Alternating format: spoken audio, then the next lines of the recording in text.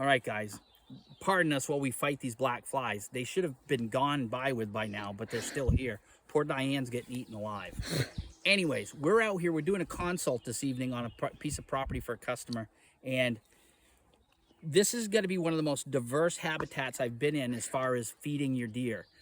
They've had TSI done in a place that was just all a big pine desert, and now it's just bouncing back with tons and tons of forage in there.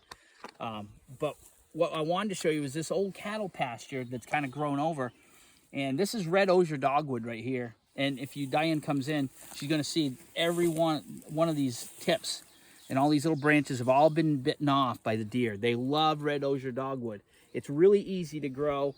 It likes wetter areas. All you need to really do is take a clipping and then put it into the ground and it will grow. Anyways, and you'll see over here we have glossy buckthorn right behind it. That's all garbage. The customer's going to get rid of all that. We also have, there's honeysuckle in here. There's autumn olive. There's vetch. Bed straw. There's all kinds of invasives. So we're going to mitigate that by doing some mowing and whatnot. We're going to take a lot of the white pines out of the pasture because they're just going to grow up and cause issues. But the amount of other food, I mean, you'll look right here, there's a young apple tree and they're spread all through the property. This one over here has been chewed down to almost nothing. We'll get rid of this because this stuff will never grow up. But we're going to keep all the good trees, get rid of all the garbage. And there's also American dogwood. There's viburnum in here. Can you come this way? There's a yellow jacket. Diane even found a yellow jacket's nest, so that's very diverse.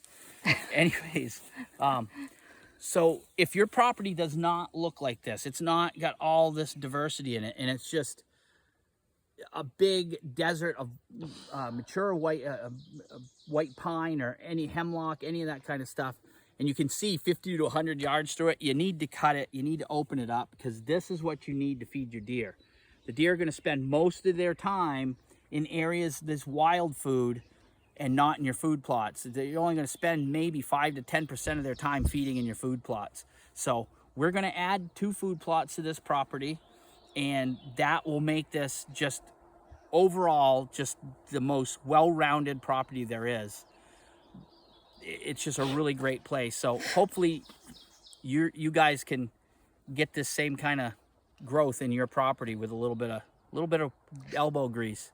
Diane's dying from bugs, so this wasn't a great end into this video, but we're getting eaten alive. So hopefully you guys can, when you start working on your properties, you can get stuff like this. And if you have any questions, you can always get a hold of us. So thanks a lot.